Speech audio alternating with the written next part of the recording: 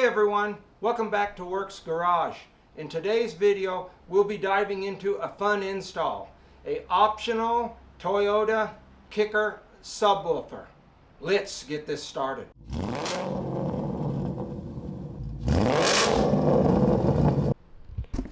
Included in the box will be, of course, your one subwoofer, your little user's manual, the wiring harness,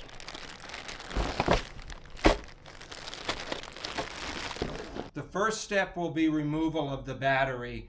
The power for the subwoofer has to come up through the firewall. In the trunk, you'll need to remove your carpet, your bottom carpet. You'll need to remove both side panels here. They got 4 push clip plastics in them. And then we're going to have to remove this, well, maybe they got 5 if you don't have the cargo net like I have.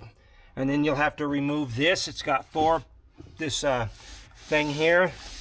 It's got 4 clippers in it, and you'll pull it up. It's got little white teeth that stick up. You'll pull that up, basically taking all the lining out. Leave your foam in. Your foam does not need to be removed. After removing all the trunk stuff, all the plastics on the sides and the bottom in the trunk, you're going to need to come into the cab on the passenger side of the car, and you're going to remove this kick panel here. As you can see, it's got one of these plastic nipples on the rivet style things, clips on here, up here. You'll remove that. You'll pull the panel out this way. I think it has 2 fingers that go in here, and then you'll start taking off this side panel, the kick panel, or the threshold thing here, and work our way back to the back of the car. The next step I'm going to do is to remove the passenger bottom. It is a 10 millimeter. So what you're going to do here is, while pulling the seat out, you're going to push down. You'll hear it unclip. It'll come out here, and then we need to very carefully unplug this bad mamma jammer here. It's the SRS airbag warning. Then you take this seat and set it to the side. Side panel is another one of these clips here. Back here in the trunk is one more. There's 8 clips that hold this bad boy on.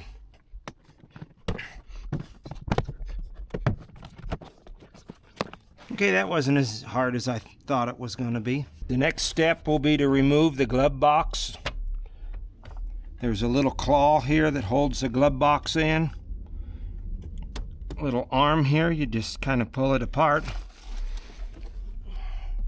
Doesn't look like there's one on the other side. And then you just kind of squeeze the glove box together, pulling it down, and it will pop out just like it did right there. Ooh, I don't know what that was. Oh, some extra Hakone edition. 2 more. Look at what I found. I already had 2 of these to cover the keys. Now I got 2 more in case they wear out. Now we need to remove this bad boy right here. You just kind of pull back towards you, just like I did there. Guess we needed this side panel off here too.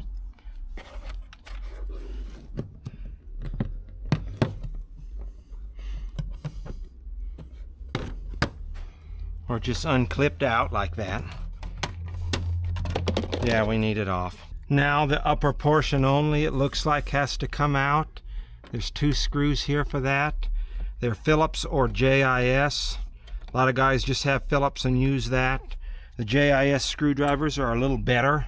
They'll grab in a little better. They have a little safety thing in the nipple, I believe.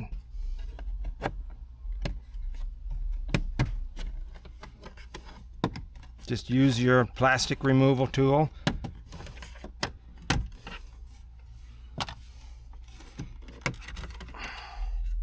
Now over to the driver's side, this little panel right here, right next to the radio, that goes all the way down here. Down here towards the end, it has a Phillips screw or a screw on it that we'll need to remove. And then you'll pull it off, but the instructions that Toyota has says do not unplug anything. There is a little sensor here, a heater sensor, I think, a temperature sensor. Not sure why they don't want you removing that. Okay, it's a little black screw, so you'll remember to put that one back there. Watch what you're doing with these panels. You can get stuff to fall out just like you've seen there.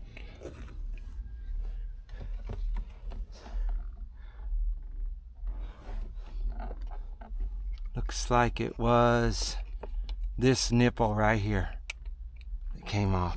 So I'm just going to leave it plugged in. They said do not unplug it. In effort to not damage anything, I'm going to take and start taping stuff up.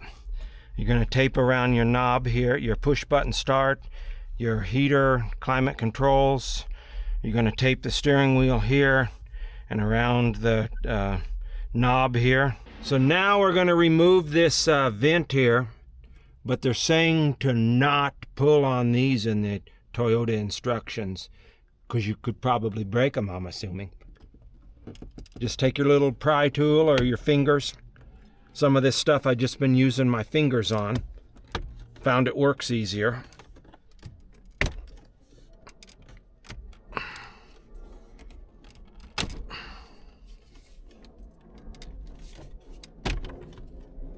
Pull that back, and then we are going to unplug this one.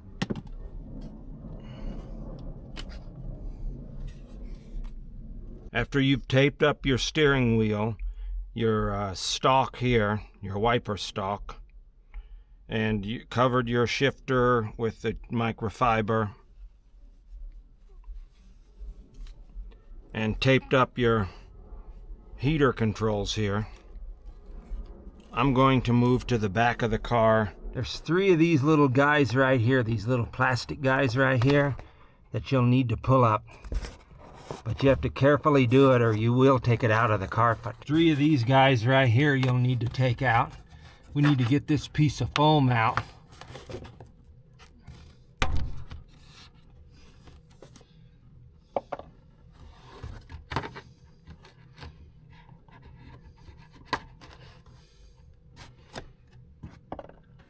We'll work on fixing this later. This should have been like this. Not.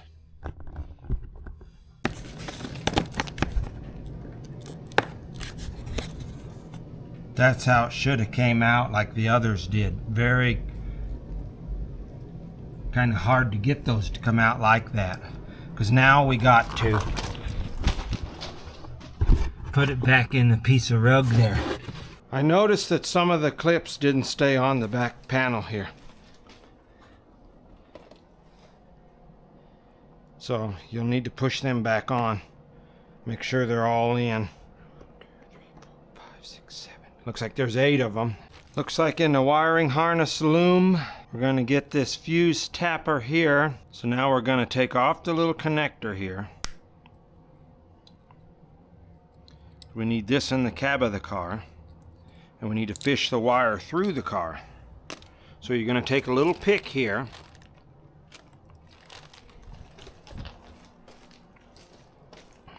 We're going to take and get some light on the subject. If you're in a darker, even though it's daylight, lit space, you see this wiring harness right here? They say you're going to take the 1 o'clock position and poke a hole through it with a pick. And then once you have that poked through, you're going to fish all this wire through all the way down till you're halfway through this heat shrink here. About halfway is when you stop shoving this through into the cabin.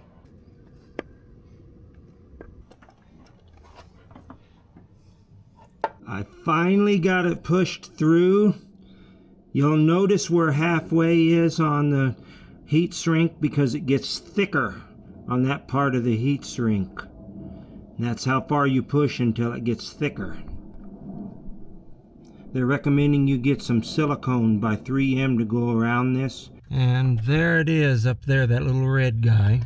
After you get this wire through, you're going to need to take the back side here where the blue is, push it through with the red tab up, And then this has a little flat side and a side with some humps to it, with some divots in it. It appears, according to the picture, the divot side goes up this way. And then you just push it through until it clips in, I guess. This harness is pretty big here. That part goes to the radio. Actually looks like this part goes to the radio. Like I've got it here on the ground here. That goes back to the back of the car. It's like a pretty quality harness here, but it ought to be because it's OEM. So now we're going to take this black plug here. Let's untangle these guys. Take this guy, set it over here.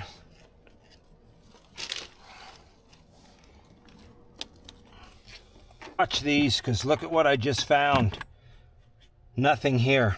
They're stuck here. So you're going to take this supplied paint cutter washer, they call it. There's your paint cutter washer on the bolt. This hole right here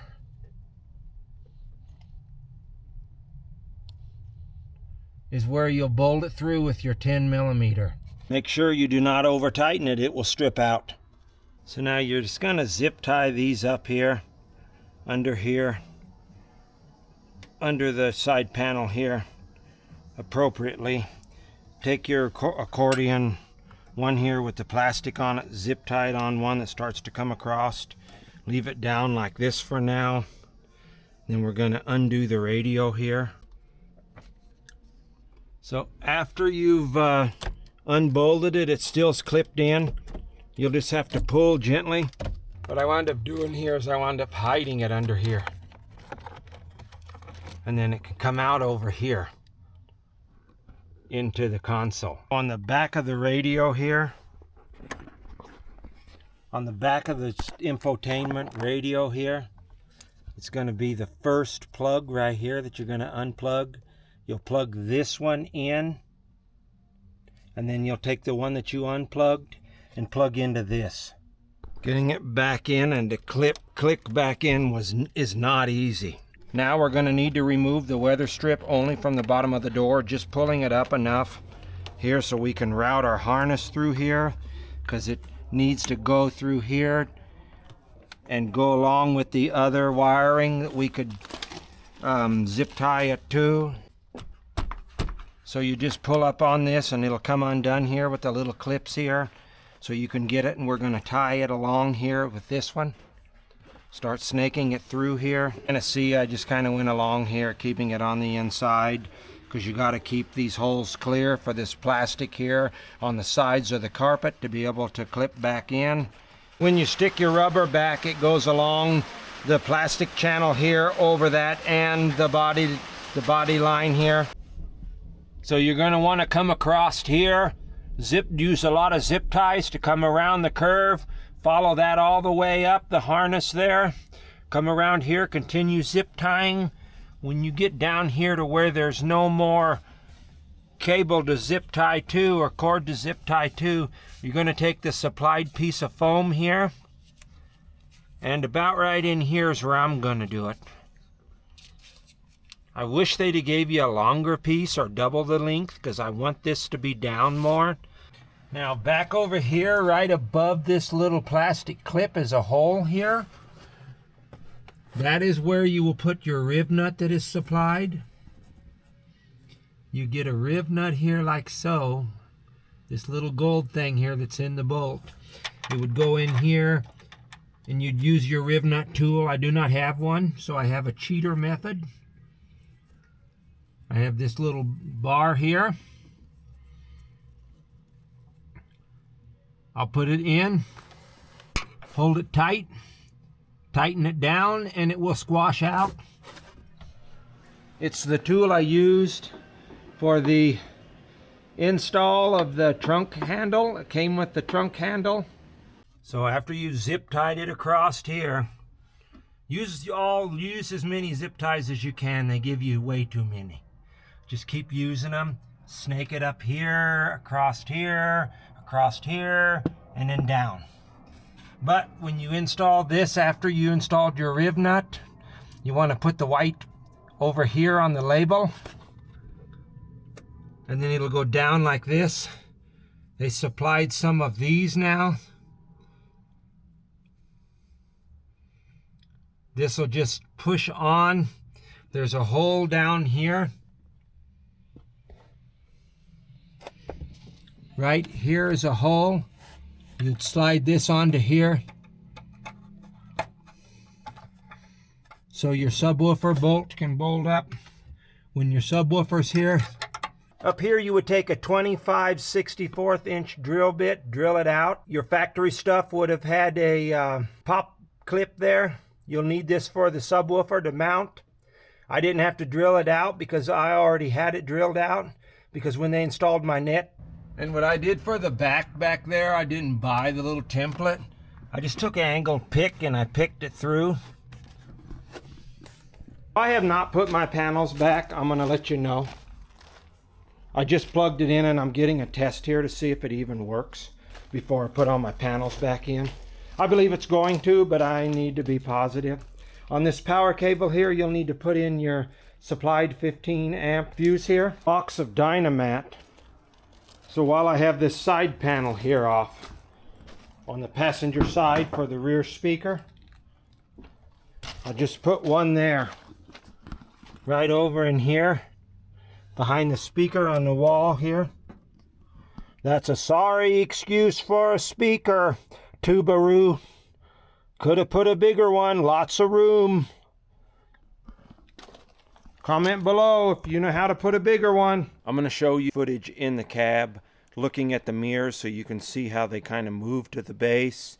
In the trunk, looking at the subwoofer so you can kind of get the vibe of what I've got here or what this subwoofer is. And you're going to have to take my word for this, because you will only get the sound of what your speakers that you're listening, your headphones, your computer speakers, your TV speakers, you will only get that kind of sound through. You will not be able to emulate what I have here, which is kind of common sense. And now on to the beats. Even when you feel low, you can still go. Even when you feel slow, you can still go. Even when there's no hope, you can still go. I never answer to no, man, I still go.